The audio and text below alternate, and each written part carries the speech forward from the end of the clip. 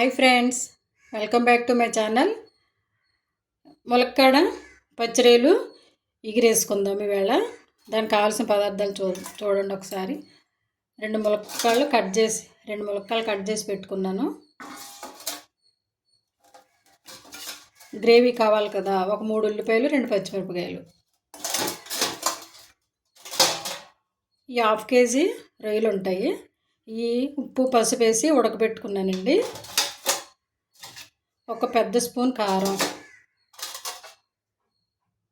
ఒక 3 స్పూన్లు ఆయిలు,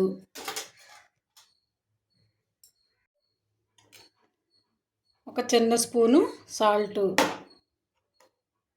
ఒక స్పూన్ అల్లం వెల్లుల్లి పేస్టు, కొద్ది పసుపు, ఒక స్పూన్ ధనియాల పౌడరు, ఒక టమాటా కట్ చేసి పెట్టుకున్నాను,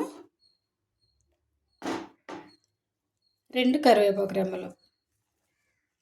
ఓకేనా, ఇప్పుడు కర్రీ ఎలా చేసుకుందామో చూద్దామండి. కళాయి వేడయింది, ఆయిల్ పోసుకుందామండి. ఇప్పుడు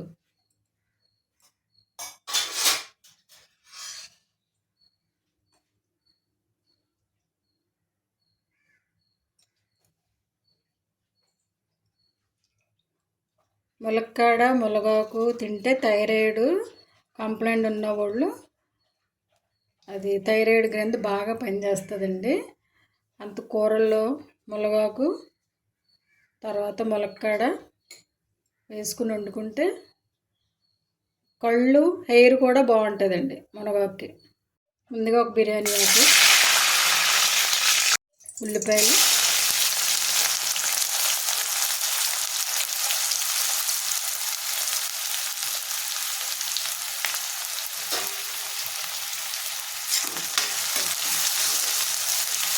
ఇవి బాగా వేపించుకోవాలి. బిర్యానీ ఆకు కూడా మంచిదేనండి. ఇది మార్నింగు వేడి నీళ్ళు బాగా మరగబెట్టుకుని తాగితే కీళ్ళ నొప్పులు ఏమైనా ఉంటే అవి కంట్రోల్లోకి వచ్చేస్తాయి.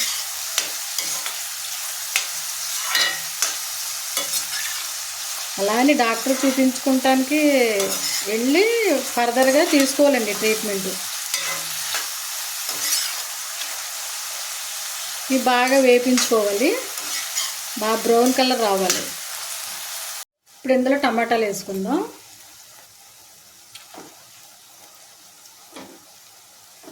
టమాటాలు, కరివేపాకు కూడా వేసేసుకుందాం. ఇవి కూడా కొంచెం టమాటాలు మెత్తపడేదాకా వేపించుకోవాలి. ఉల్లిపాయలు ఇలా కలర్ వచ్చిన తర్వాత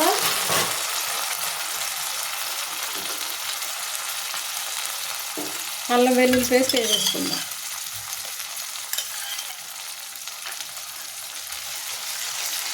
అల్లం కొంచెం పచ్చివాసన పోయేదాకా వేపించుకోవాలి. ఇందులోనే సాల్ట్ కూడా వేసేసుకుందాం. ఎందుకంటే సాల్ట్ వేసిన తర్వాత ములక్కాడ వేసుకుంటే అది విడిపోదు, కాయ పళ్ళంగానే ఉంటుంది చక్కగా.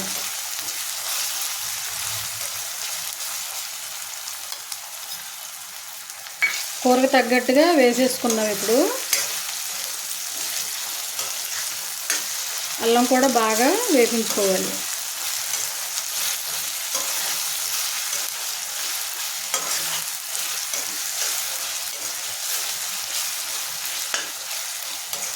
స్టవ్ మీడియం ఫ్లేమ్ మీద పెట్టుకుని ఒక 5 నిమిషాలు ఇలాగ వేపించుకోవాలి.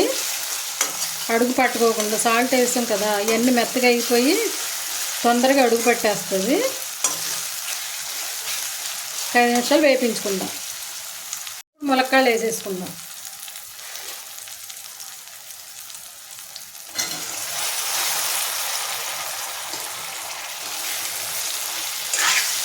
ఇప్పుడు స్టవ్ సిమ్లో పెట్టుకుని ములక్కాడలు కొంచెం మగ్గేదాకా ఉంచుకోవాలి. ఒక 10 నిమిషాలన్నా మగ్గనివ్వాలి.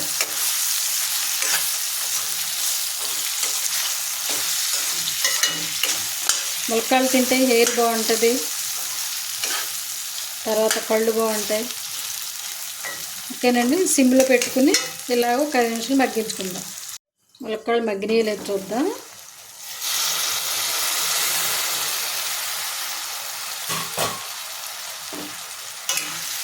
ఇలా సరిపోతుందండి మనకి. ఇప్పుడు ఇందులో ధనియాల పౌడరు, కారం అన్నీ వేసేసుకుందాం. ఇది కారం, ధనియాల పౌడరు, పసుపు.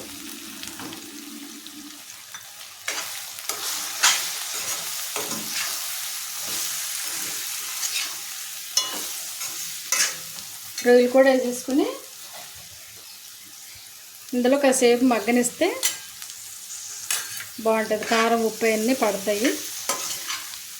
రొయ్యలు కొలెస్ట్రాల్ ఎక్కువ ఉన్న వాళ్ళు తినకూడదండి. ఏదో తిన్నానన్న పేరుకి 2 రోజులు టేస్ట్ కోసం 2 రోజులు తింటే బాగుంటుంది. ఒక 2 నిమిషాలు ఇలా ఉండనిద్దాం.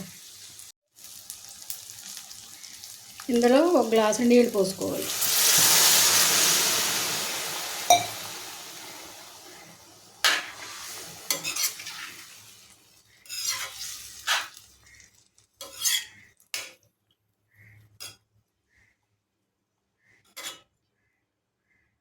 ఇప్పుడు ఇలాగా ఒక పావుగంట ఉడికించుకున్న తర్వాత లైట్గా చింతపండు పులుసున్న మసాలా వేసుకోవాలండి. చింతపండు పులుసు పోసుకుంటేనే పచ్చిరొయ్యలు, ములక్కాడ టేస్ట్ బాగుంటుంది. లేదంటే పులుపు తగలిపోతే ములక్కాడ టేస్ట్ రాదు. ఓకేనండి. ఇప్పుడు మూత పెట్టుకుని ఒక 10 నిమిషాలు ఇలా ఉడికించుకుందాం. 1 స్పూను గరం మసాలా కూడా వేసేసుకుందాం.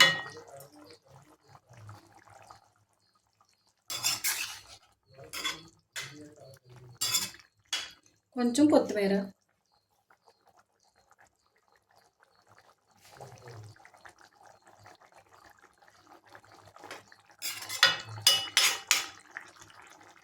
పది నిమిషాలు ఇలా ఉడకనిద్దాం.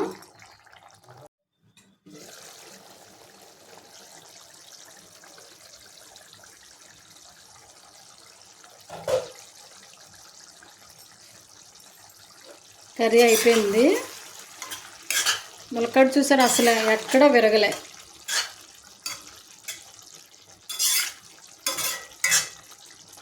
ఇప్పుడు మిగతా కొత్తిమీర వేసేసుకుని స్టవ్ కట్టేసుకుందాం.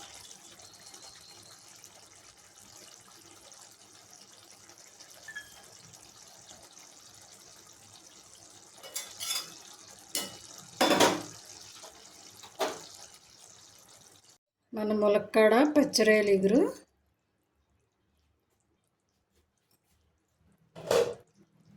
చూద్దాం. కూర ఇలాగే ఉంచుకోవాలి, బాగా పులుసుగా అయితే బాగోదండి. ఓకేనండి. ఈ రెసిపీ కనుక మీకు నచ్చితే లైక్ చేయండి, షేర్ చేయండి, ప్లీజ్ సబ్స్క్రైబ్ చేయండి. ఓకేనండి.